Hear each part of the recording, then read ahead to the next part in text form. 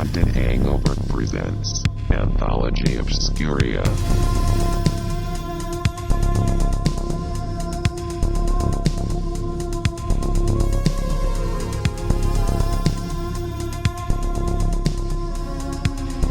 Welcome to Anthology Obscura. I'm Louie, and I'm joined by Sam. Hello. And Chris. Hello. With the sexy voice. And this is the inaugural, somewhat, episode of this new spin-off show, I guess is what you would call it, right? We are the Family Matters to Haunted Hangover's Perfect Strangers. There you go. That's a good way of describing it. I didn't even think about that. That's a great way of describing it, Chris. And yeah, that's basically what we're going to do. The format's going to be pretty chill, pretty laid back. Basically, every episode, one of us is going to pick an episode of a show, an anthology-specific show.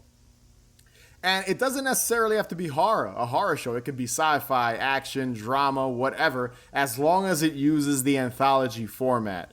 Personally, I've always loved the format. Chris, I know you like the format as well. Huge fan of the format. Yeah, just anthology television, movies, all that shit is phenomenal. It's inspired me to want to make movies. Sammy, I know you like Goosebumps. You're wearing a Goosebumps shirt right now, which is anthology as well. So who would have thought? There you go. Some of my favorite television programs are anthology based, so exactly. So we all have a love for anthology television, and we do plan on covering anthology film as well down the line. The show will evolve over time, and as long as anthology is involved in some way, we can talk about it. Just you wait till our Tales from the Hood episode. Oh, I can't wait. Oh, man. I can't wait until we dive into Tales from the Hood one day. Also, Dave will be making appearances from time to time. The normal podcast isn't going anywhere. We're just adding more love to Haunted Hangover. We're just give ourselves more work. We just love to work. More work to do. And both of you have been on the normal podcast. Both of you are involved behind the scenes heavily with Haunted Hangover and the video stuff. Chris, you've been involved a lot with just the best boy behind the scenes. Yes, that's what you've been doing. And Sam, at this point, if you've been following Haunted Hangover, you know what Sam does. So you guys don't need that much of an introduction when it comes to this new podcast that we're going to be doing. So that leads me to what we're going to be talking about, which is probably one of the most popular anthology television shows, and that's Tales from the Crypt. Now this is like one of my favorite shows ever, Tales from the Crypt. Chris, where do you stand when it comes to Tales from the Crypt? Are you a big fan? This is going to be a bit of a controversial take here, but growing up, I was always more Tales from the Crypt movies than I was Tales from the Crypt TV shows. Like the Tales from the Crypt, like Demon Knight, Bordello of Blood. Like I was always more into the movies than I was the regular series, but I will add to that the caveat that I loved the animated Tales from the Crypt Keeper series growing up. So, and I'm sure we'll dive into Tales from the Crypt Keeper 2 down the line, because that's also an anthology format. Yes. Sammy, you're the younger one here. Yes, I am the younger one, the wee baby. And I know growing up, because we're siblings, you did watch Tales from the Crypt. Yeah, but do you remember it being on TV at all? I do very vaguely remember it being on TV. I know we watched, because we didn't really have cable. Was it an HBO series? Okay, so I know we didn't have cable, so if we got lucky, or if we had it on VHS or something, recorded from TV. I know we did see a few. I like, for me, it's like the intro is like super like into my brain, like just implanted in my brain. Was it Danny Elfman that did the music for that too? Yes. Yeah. So I think that just like that, the intro music, that's what as soon as I hear it, I'm like, oh, I know. So I have some nostalgia. So I remember very vaguely. I probably have watched more now in my adulthood than I did when it was actively on TV. I mean, it wasn't born yet when it like first really came out. Yeah, I was gonna say I don't even think you were born when this episode aired. No, I wasn't. So it's, but I do remember watching some, maybe like repeats or some shit on TV. I used to rent the VHS tapes a lot. I think that's what it was. And that's probably how you saw it. They did air it on Fox from time to time, and we did have HBO, but it came and went when we were kids. Yeah. So we subscribed for the 3 months, and then we just kind of like got rid of it after that. We'd lose it. We'd lose it for the winter or something like that, and then get it back in the summer. Some nonsense. It depends if mom wanted to watch a specific show that was on it or not. Yeah, basically. Yeah. So that's kind of how that was. But yeah, I've always, again, one of my favorite shows, and I think it's pretty iconic. The Crypt Keeper is a super iconic character. I think even if you've never watched Tales from the Crypt and you see the Crypt Keeper, you're like, oh, that's the Crypt Keeper. Yeah, even if you can't even recite a plot of one of the episodes, like you still know who that character is. Like Chris said, he got his own animated kids TV series at one point. Yeah. If that tells you how popular he was, you know, during the late 80s, early 90s. So I've always got love for the Crypt Keeper. He had his own Christmas album. He had his own toys. He had all kinds of shit. So that's kind of amazing. Oh yeah, we listened during Christmas. We listened to was it 12 Days of Christmas? But it was something else. It was like 12 scares. Yeah, 12 Christ. We listened to the whole thing too, and it was pretty redundant, but it was pretty cool. No, it was great. Everything he does is pretty hysterical and pretty funny. So, you know, I've got a Crypt Keeper doll somewhere around here, and I've got like a little action figure. So I've got my own Crypt Keeper memorabilia I have. Yeah. But the episode we're going to be talking about, I wouldn't say is a very popular one. It's not people's go-to when they think of Tales from the Crypt. And that is the episode Three's a Crowd.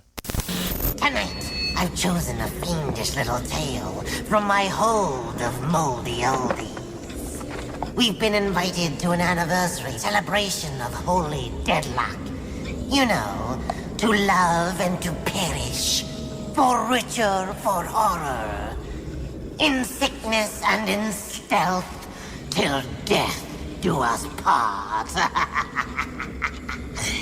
This is one anniversary the husband will never forget. This episode was released on May 1st, 1990, and it's Season 2, Episode 5. Now, Season 2 is probably my own personal favorite season.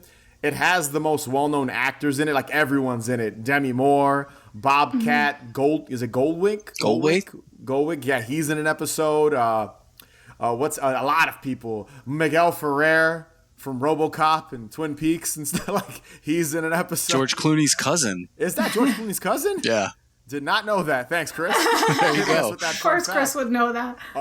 Katie Seagal from Married with Children's in an episode. This Season 2 has the most well-known actors. The entire series does, but this season specifically has got a shit ton of actors that you will recognize. Which is very surprising considering that the three main actors in this episode are not very well known. No. They're like C-list actors. I know a lot of actors, like, and you guys do too, but like I could not pinpoint anything that the three of these people were in outside of this. And I think that's why this isn't people's go-to when it comes to Tales from the Crypt. Right, they're like, I have to watch that one because, you know, Demi Moore is in it. We got to watch that one. Right. The Demi Moore one's super popular. Like most people, that's what they think of. That's one of the more popular ones. But with this one, like these three actors are basically TV actors. When you look up their IMDb, it's like all TV stuff. Happy Days. For the most part. I saw Happy Days. Oh, maybe one of them. The main dude, and it's interesting because the main guy, and their names, and I have their names in my notes here. It's Gavin I'm probably going to butcher this. O'Hurley. He's a Scottish actor. He's an Irish actor. Yeah, O'Hurley, Ruth De Sosa, and Paul Lieber. Like, if you look at their IMDb's, all of them have been on, like, TV shows, like 1 or 2 episodes and stuff like that. So right. This was probably... And this guy, Gavin O'Hurley, whatever it is, he's got a really unique look. When you like... He had a very... In a couple of shots, he had kind of like a Jake Busey kind of vibe to him. That's kind of what I was thinking, too. I was like... His nostrils are very flary. Kind of gingerish, but he's not a redhead. And he's covered in freckles, though. But then also, he also kind of reminded me of the guy that played Shao Kahn in Mortal Kombat Annihilation. Yes. Just that dude was in Cobra, wasn't he? Yes, Or one of those, like, 80s, one of those. I think he's in one of those like Stallone or like Jean-Claude Van Damme movies. He was on like one of the episodes of Buffy the Vampire Slayer, the TV show too. I think that weird. Yeah, he was also on X-Files for a while too. Yes. So a lot of these actors, and this guy specifically, this O'Harely guy, he again such a unique, like really unique look. Like when I saw him, he's always smoking cigarettes, and I'm about to get into the plot of this episode, a brief little plot here, and I'll read it in a second. But he's always smoking. He always looks stressed. Like you said, Sammy, his nostrils forever flaring in every scene. And we'll get a little bit more into the performances later. Let's go into this synopsis for Three's a Crowd. So we meet a couple, Richard and I believe it's Della. Is how you pronounce that? Mm-hmm. Who are going through a rough patch. Richard's an insecure man who is unhappy that he can't get Della pregnant. You also get the sense that he doesn't have much money. He's kind of broke. I believe later on you find out that he's a bartender or something. Yeah, like he lost his like finance job. Something like that. Mm-hmm. And he's a little suspicious because his wife has been a bit secretive about stuff, getting home late. Stuff like that, little shady, keeping stuff from her man. You know, he's not very happy about that. So the couple gets invited to stay at their friend Alan's vacation home, and he's like this wealthy dude. And we learn that Della and him have a history, that they possibly dated in high school or college. Right? Am I wrong in saying that? I think that's kind There's of the some vibe kind of you got. implied. Yeah, he says when they're driving at one point, he says something about how he should have fought harder for her or something like that. Mm-hmm. And then at the dinner table, there's a point where he says, "Was that before or after we were together? We were seeing each other." And the two of them are very flirtatious in this episode. Very flirtatious. Too flirtatious. Which is weird considering that he was Gavin's best man at the wedding. Right. It's not just any friend. That's the best man from 10 years prior. Yeah. It's strange too because it's like, fine, you know, this dude dated your wife beforehand. Mm-hmm. But why? But he obviously we don't get a lot of details because this is only like a 27-minute long episode. But what has this been going on forever? Because these are not like young people. These people live there in their 40s. So I'm like, I'm guessing it's a newer marriage. But again, you don't really you don't get every nook and cranny of this couple's relationship or how long it's been going on. All you know is that he's stressed and they can't have a baby. That's basically all you know about them. And that this dude dated her at one point. Right. As much exposition as you could squeeze into like 20 minutes, basically, is what you get. I think they did a lot. I think they did a lot with that. They did. They didn't do a bad job. You got the point, which was what you needed to know about these characters. Right. But yeah, he one night, Richard discovers the two of them talking, having a conversation, sipping on some, brandy, wine, whatever, whatever I guess rich people do. I guess is what I got from that. But they're sipping on it, and we learn that Dela and Alan are keeping a secret from Richard. My man is not happy. He is as tight as it gets, Richard, when he discovers this. He overhears it because Alan says your old life is going to end and your new life is going to begin. The wording used is pretty funny because it's like, wow, how convenient when you find out. And we're not going to get into the ending of what happens until much later. Yeah. But yeah, he finds her not in bed. It's like basically every time Richard wakes up, she's not in bed with him. She goes out to go shopping one morning with Alan. They're hanging out late at night. So he ends up flipping out on both of them and gets destroyed, shit-faced on whiskey. He's pounding down booze, getting hammered. That's like his breakfast. My man's pants aren't even on yet. He's just drinking whiskey, and he's just not happy because she bought. I think Alan bought her an expensive coat. A very expensive, nice bright white coat. I would hate for anything to ruin that coat. It's a beautiful looking coat. The first time we see her, she's wearing she's like, oh, I got a new coat. Alan got it for me. Shoulder pads. They start right away with that. Yes. We start right away with that. So eventually, to kind of get through the little synopsis here, eventually in a drunken rampage, because that's what it is, Richard kills Alan with a crossbow. He gets the bright idea by looking at a deer head on the wall, and strangles Della with like underwear or lingerie, I believe is what it is, right? That Alan it was a pantyhose. So we suspect that Alan bought it for her because they found it. The husband, Richard, found it like really deep in her drawers. We don't really know for sure that he bought it for her, but it was sexy lingerie that you would probably wear on a special night. Yes, exactly. Yeah. And it was one single hosiery. One single sock. Just one hosiery. A solo hoso. It was one single hose. A solo hoso. And it had to be expensive because he strangled her with it. Yes. Right, the crappy ones rip. Yeah, you don't. Yeah. Yes. So, at the end, and we'll get to that a little later. Yeah. It's got a pretty messed up ending. Pretty gut punch. That's both depressing but very well executed. And I want to save that for later. We'll get into that later. Yeah. Obviously, we're going to be spoilering the spoilers Probably everywhere. Should have started with that. Yes. So, at this point, this is also from 1990. Yeah. 31-year-old show. I think it's okay to spoil it. Sorry you haven't watched it. That's your problem. Both of you have never watched this episode before. No, right? I've never watched this. So this is new to both of you. Now, without talking about the ending, I want your initial thoughts on Three's a Crowd. Chris, your initial thoughts on this episode.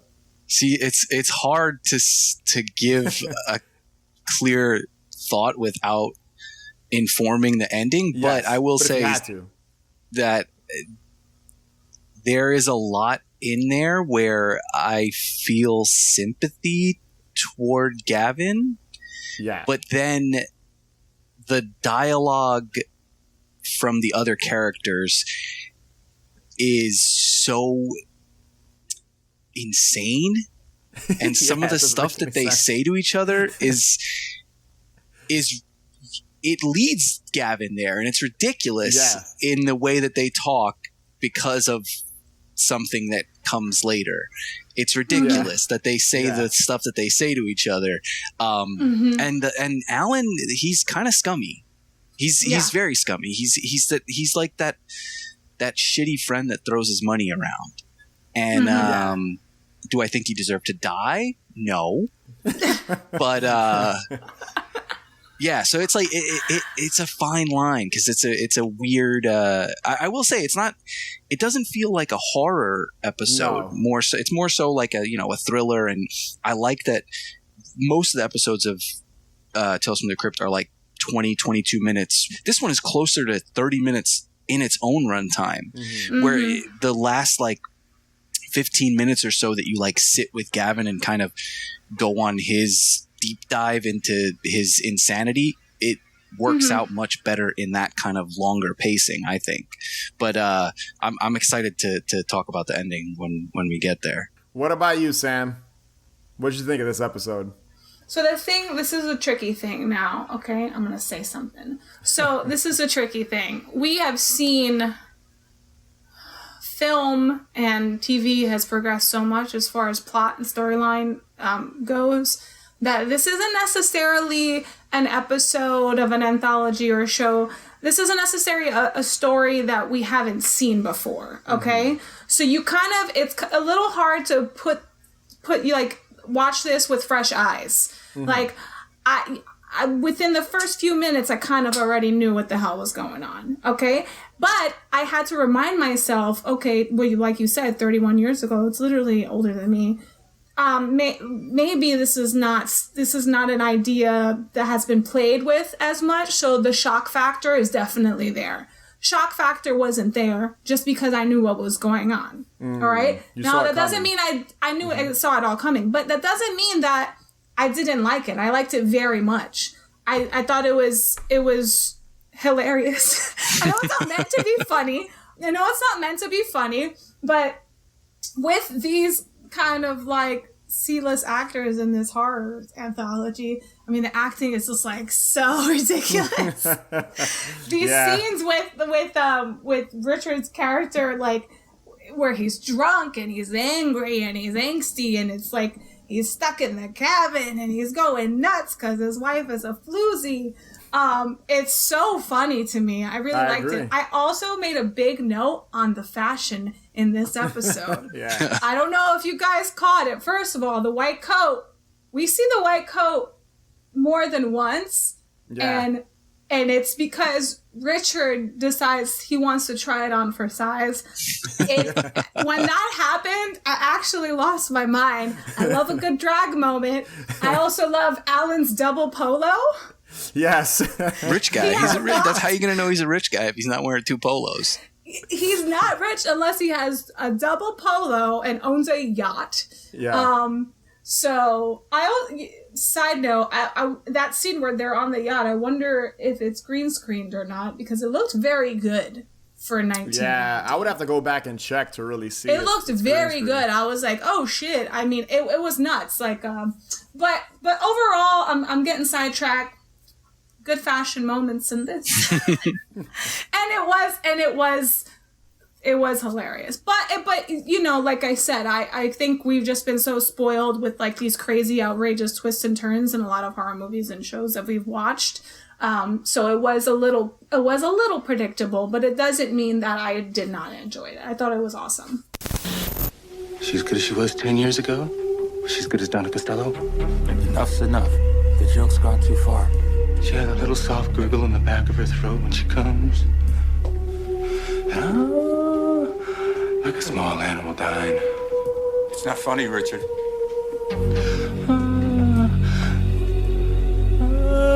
You're crazy. You're out of your fucking mind. All right, let's stop beating around the bush. Let's get into the ending. Okay. So in the end, after Richard kills Alan and Della, we learn that it was a surprise party because she finally got pregnant. Because he drags her body to, because we learned that Alan has another house. So they're staying in one house, and then Alan has another house, a guest house. They're like, And that's what it is. It's like a guest. It's not a vacation. Like I said earlier, it's a guest house. And I guess he lives in like I think woods. we did kind of fail to mention, like, periodically throughout the episode, they imply that he has not been able to get her pregnant. Yes. I think Lou mentioned it a little earlier. Yeah, they're having trouble. It happens like 3 or 4 times where he's like, because I can't give you a baby, and you know, I guess homeboy's shooting blanks. They definitely, it's in your face. They make sure you hear they do him it several saying times. that. Okay. And again, he drags her body with the pantyhose around the neck, drags her to Alan's house, and there is like their friends and family, I'm assuming. Surprise, balloons, confetti. Big banner that says you're gonna be a dad. Yeah. It says, happy anniversary. You're gonna be a daddy. Yes. And he's got, like, he drops her limp body on the ground, and he's looking at everyone so confused. And it's a really depressing ending. It's a super depressing ending, but it's executed so well. Like, if you go into it not knowing how it's going to end, if you're a little, you know, you don't pick up on the whole pregnancy thing, you're like, wow, that is horrible. Yeah, that he just killed his pregnant wife. It's great, though. Like, the execution is great. It's super so well done. And that's kind of what I love about this episode, how it's really just a payoff. Yeah. And it's like a lesson learned type of deal where it's basically telling you, don't be jealous of your significant other. Right. And that's where I love that that's where the episode ends too. You don't see the reactions from the friends and family. It ends with, you know, a shot of her dead on the floor and him shocked. Just holding her. Yeah. And it ends with the Crypt Keeper saying, that's what I call dragging your wife to a party. Yeah, we didn't even talk about his little segments, which we'll get to in a sec too. But there's one thing about this episode, and we'll go into some things we didn't like. We'll each talk about it. The one thing that drives me crazy about this episode, and I love this episode, is when she throws herself out of the window when he's trying to break into the room. It happens in like 4 different cutaways. So I'm like, whoa. No, but I'm just like, yo, did you really necessarily have to throw yourself out of the window to escape? Well, he's gonna kill you. No, I get that, but like wait, you maybe would she jump would out have of killed a fucking herself window. doing that. So I just thought that was pretty funny. Chris, what's something you didn't like about the episode? I already said, I think that the writing, it kind of betrays the plot of the episode. I think that you as a viewer are supposed to, you're supposed to be like, oh, well, this guy is going crazy for no reason, but it's very clearly not for no reason. The stuff that these two are saying to each other in front of this guy, and without any kind of clarification or without any kind of talking him down from the edge, of course he's gonna snap like that. I mean, I'm not advocating for the murder part, but oh my God, the guy snaps justifiably because these two are talking to each other like they want to jump bones. Yeah, it's very in your face with their kind of weirdo flirtatious relationship. What about you, Sammy? Is there something you didn't like? I wish I had a better answer, but it's like the same with Chris. Like, because the writing and the dialogue between the two of them is so obvious and so obnoxiously, blatantly insinuating that they're having an affair, it's hard for you to steer your audience in the other direction if all you're telling me that they're having an affair. I'm like, okay, they're obviously not now, because if they were, it would be more on the hush. Maybe right? they That's were. kind of the way I see it. Maybe Alan knocked her up. Maybe that's the post credit scene. Now we're talking something else. That's what we learned. Yeah. We learned that it was Alan's baby. Subtext from the Crypt here. So yeah, that's the only thing. I wish I was, like I said. I wish I was more surprised. I guess. I don't know. Definitely, it's a dialogue thing. Yeah, no, I agree. It's heavy-handed. Like, it's heavy-handed with, like, I need a baby. I can't get you pregnant. I'm broke. I'm poor. And then all the flirtations. Look at me. I'm so poor. Yeah, I could definitely see, like, someone watching. Honestly, when you go on, like, when you watch the review, like, check reviews on IMDb, it has a pretty decent score. Like, people do enjoy this episode. It does. Yeah, it's one of my favorite ones, personally, just because of the ending. The ending makes the entire episode great. You're like, oh my God, this is so... I remember the first time I saw it, I was probably, like, in high school. And I was like, what? That's horrible. Yeah. I guess maybe I was blind to it. I was like, wait, are they? At that time, though, I was a lot younger, so if you think about it, as a kid, as an adult, I was like... There is, like, another... I don't know if you guys caught it, but when Richard is trying to hack at Della from the other side of the door, she, like, gropes her belly, like, 4 times and starts... She's holding her belly and she's moaning. Oh, yeah, shit. So if you didn't get it before, you might have at least had a suspicion at that point, because she keeps going like this.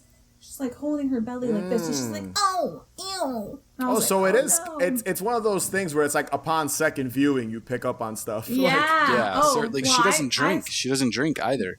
There's a scene where he's pounding whatever he's pounding, and she takes the glass from him and puts it down. So it's really smart if you think about it. Smart for Tales from the Crypt, how they insinuate that she is pregnant without... I feel like that's the more subtle thing in the episode, which is good because that's the payoff. So that's kind of smart writing when you think about it. So I have a question. What? Did you catch that little line that Richard says just as he's dragging her to the cabin? What does he say? He says, how about after he's killed her, he says, how about we go try for that kid again? Oh, no. Jeez.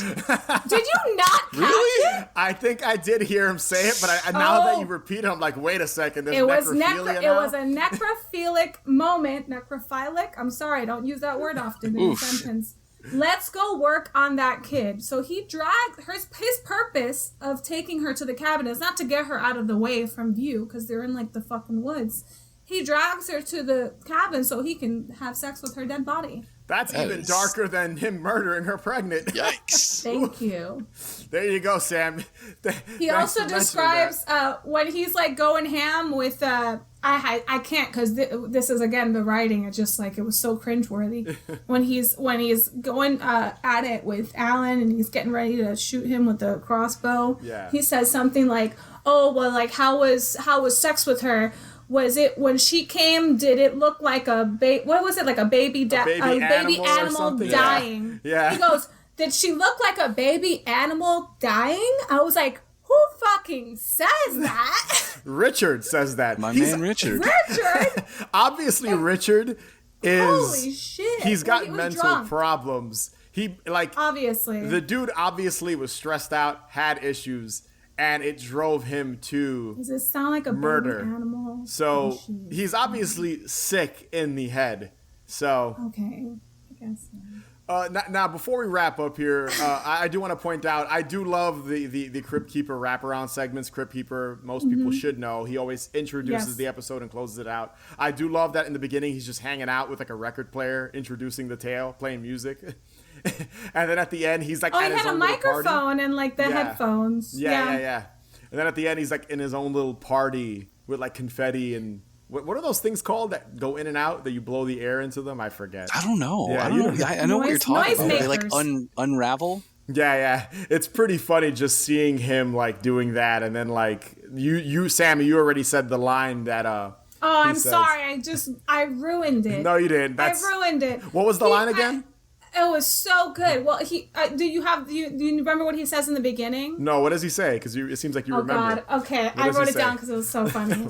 So he does, because he's like known for doing all that play on words, Yeah. but making them spooky. Yeah. So we've got holy deadlock, love and perish through richer or horror, and through sickness and stealth. Oh my God, that's great. Through love and perish, through richer or horror, through sickness and stealth. And at the end, he says,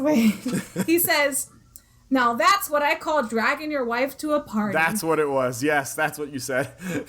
Perfect. Crypt Keeper's the man. That's what makes it's so funny because so good. after such a dark ending, a depressing, Yeah. twisted ending at the end when you find He out. lightens it up. Yeah, you're like, well, that's a good way to kind of brighten it up a little bit, just like him being entertaining and funny, the Crypt Keeper. So because I've seen so many horror movies because of via Louis, most of them, a lot of things just don't scare me as much as they used to. And now the things that scare me, like what Chris was bringing up before, are the things that are actually plausible. So something like this will keep me up at night. Oh, But totally. something where there's like a ghost or like some kind of exorcism or something supernatural, things like that don't scare me, you know? So like maybe the Crypt Keeper, maybe Tales from the Crypt, most of them I wouldn't really get scared of, but this is fucking scary because this shit can happen. There's Oh, got for sure. there's It like has happen. happened. deep dive true crime podcasts on similar situations to this. Yeah. I'm sure. Yeah. Where Oh, the guy yeah. has no temper, he has a short temper, and he's kind of psychotic. Yeah, And his wife is pregnant, seems he kills her. like a thing that could happen. I mean, there's sure. tons of examples of pregnant wives being murdered by their husbands. Let's go work on that kid. It's pretty morbid shit. So would Yeah, you guys okay, recommend this episode to someone? Sammy, would you recommend this to someone? Oh yeah, I would definitely recommend it. I think it was cool, and it does have like a fun twist ending, it's a fun twist ending, which I would assume most people would not expect. What about you, Chris? Yeah, absolutely. Kara and I might actually watch it together. Oh, you might throw it on She for her? started it and she didn't get to finish it, and so she may have heard me spoil the ending. But if not, then I'd like her, finish out the episode.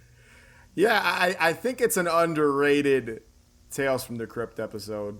I feel like more people should watch it, and the fact that it lands more in the realm of reality, and it being I don't think people act this way, like the way they're all acting, but it could, like you said, it could really happen, and that's what's so scary about it. That's the most terrifying aspect of this episode. So I'd 100% recommend it, especially if you're a fan of the show and maybe you're skipping around. Definitely take 30 minutes to watch Three's a Crowd.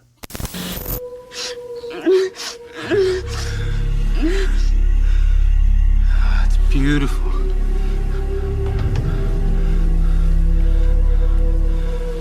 Open the door, and I'll give it to you. I know you've been saving it for Alan. But you know what? I want you to wear it for me.